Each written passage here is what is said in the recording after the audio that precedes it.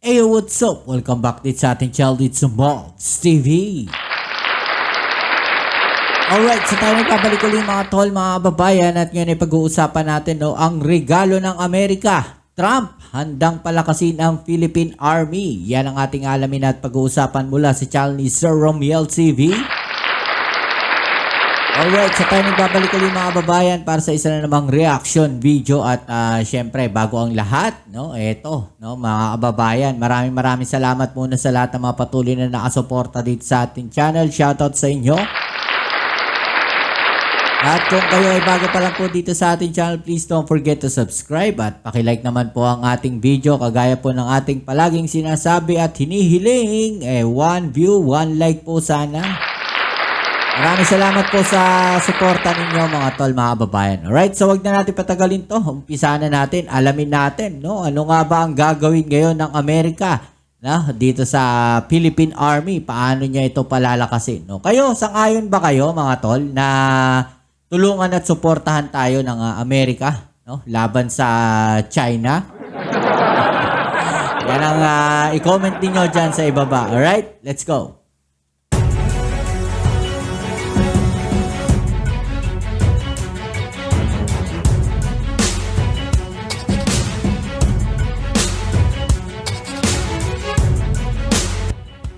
Sa pag-upo ni Donald Trump bilang presidente ng Amerika nitong Enero lamang, marami ang nangamba na baka mawala ang suportang pinansyal ng Amerika sa modernization program ng ating hukbong sindatahan matapos hininto lahat ng US government ang military aid sa lahat ng mga kaalyado nito, pwera na lang sa bansang Israel at Ukraine.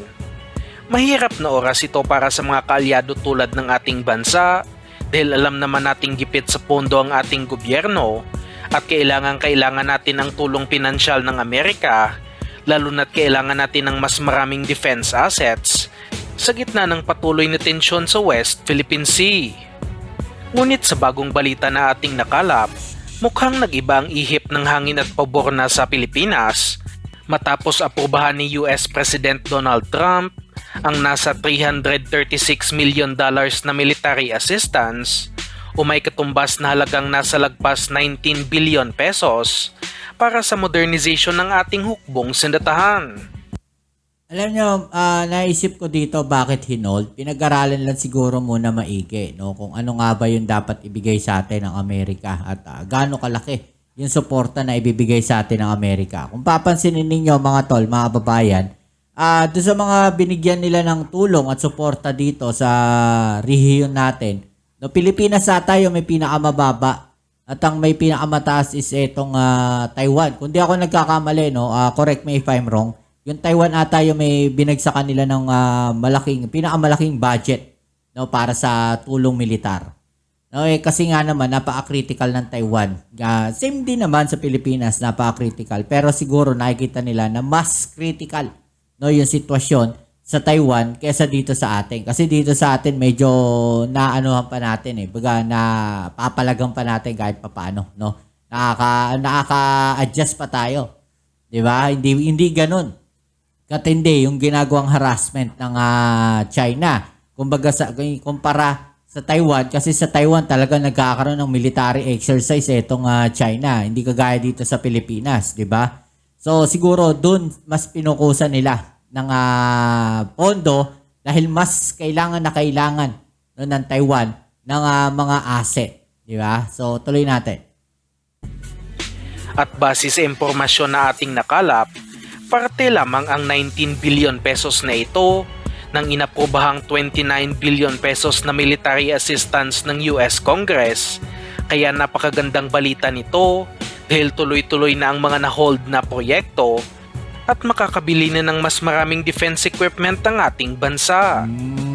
Tanging sa pagbili ng US-made weapons lamang pwede gamitin ng military assistance na ito ng Amerika, kaya pwede nang gamitin ng bansa ang naturang budget para sa pagbili ng High Mobility Artillery Rocket System o HIMARS.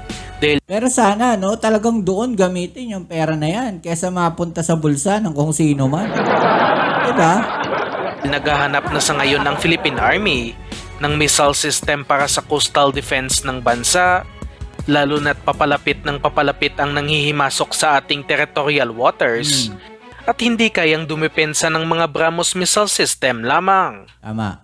At ayon sa Max Defense, iba pa ang pagbili ng mga HIMARS mula sa Amerika sa pagbili ng Chunmoo rocket system mula sa South Korea o hindi kaya mga Pulse rocket system mula sa bansang Israel, kaya kapag natuloy ito ay mas lalo pang mapapalakas ang coastal defense ng bansa. At sa mga hindi nakakaalam, mayroon pang hinihintay na isa pang military assistance ang Pilipinas mula sa Amerika na kung saan dito naman ay nagkakahalaga ng nasa $2.5 billion o katumbas ng halagang nasa halos 145 billion pesos na napakalaking halaga para sa Philippine military. Hinihintay na lamang na maaprubahan ito ng Trump administration at mismong sila na rin ang nagsabi na suportado nila ang ating bansa laban sa China, kaya umaasa tayong matutuloy ito ngayong taon. Kapag natuloy nga ang planong ito, ay magkakaroon na ng sapat na pondo ang Pilipinas para sa matagal nang hinihintay na mga F-16 Vipers dahil ito lang naman ang US-made aircraft na inoffer sa fighter jet project ng Philippine Air Force at ating uulitin na sa pagbili ng US-made weapons lamang pwede gamitin ang naturang pondo.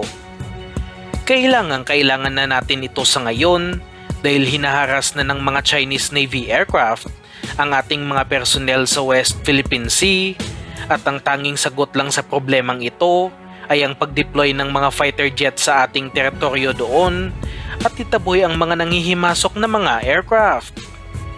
Kaya din itong magdala ng AGM-84 Harpoon anti-ship missiles na pangdepensa laban sa mga warships at sa dami ng mga order para sa mga makabagong F-16 Vipers ay nagpapatunay na isa itong napakagandang produkto.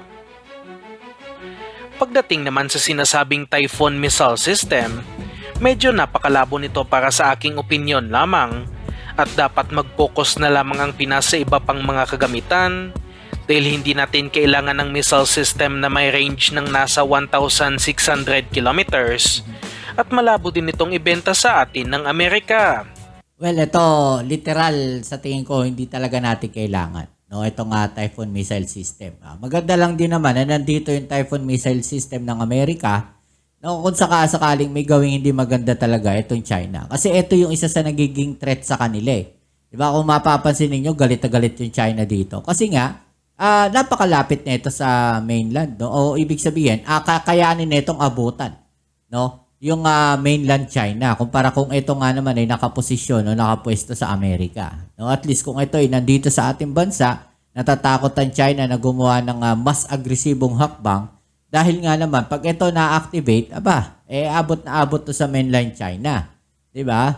So, kaya kinatatakutan nila itong Typhoon missile system. Pero hindi rin naman natin talaga kailangan to dahil kung meron na dito yung Amerika, edi yung sa kanila na lang kaysa bumili pa tayo ng sarili natin. Diba? Yung budget na gagamitin natin dyan, ibili na lang natin ng ibang mga missile system. Diba? Umaasa din tayo na madaragdagan pa ang mga itatransfer na mga patrol vessels mula Amerika para sa Philippine Navy.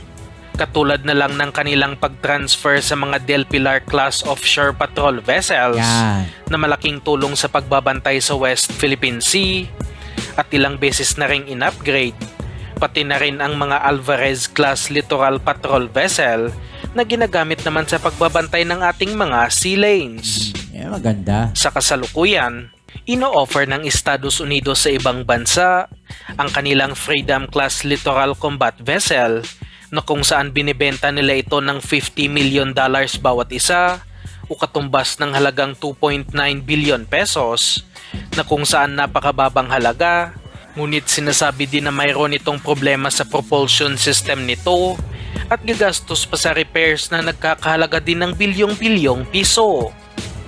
Ang iba pang inaasahang pwedeng paggamitan ng military aid ng Amerika ay ang pagbili sa mga FGM-148 Javelin missiles dahil desidido na ang Philippine Army na magkaroon ng sariling anti-tank missiles nito at nag-order na nga sila ng mga 81K Ray Bolt mula sa South Korea upang itesting ang naturang armas at kasalukuyang naglalaban ng 2 missile sa isang proyekto ng Army at umaasa tayong ang Javelin missiles ang kanilang bibilhin.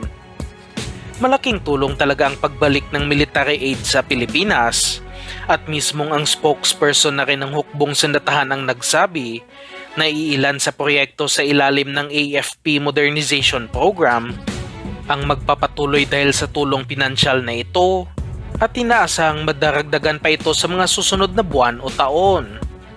Ngunit hindi lang dapat umasa ang Pilipinas sa tulong pinansyal na ito ng Amerika dahil hindi naman panigurado na bawat taon ay magbibigay sila Tama. at dapat talagang maglaan tayo ng sariling pondo sa modernization program.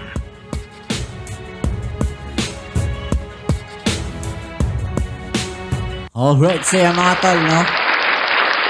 Anong masasabi ninyo dyan? I-comment sa ibaba ang inyong mga opinion at atin yung pag-usapan. Alright? So yan, muli maraming salamat sa lahat ng mga patuloy na kasuporta dito sa ating channel. Inimbitahan ko po muli kayo na suportahan ang channel ni Sir Romiel TV. Nandiyan po sa ibaba yung link ng kanyang channel. At kung kayo ay bago pa lang po dito sa ating channel, please don't forget to subscribe, like, share, comment dyan sa comment section. Kita-kits tayo sa ating next video upload. Ito muli ang inyong Kuya Mobs, it's Mobs TV. Peace. I'm out.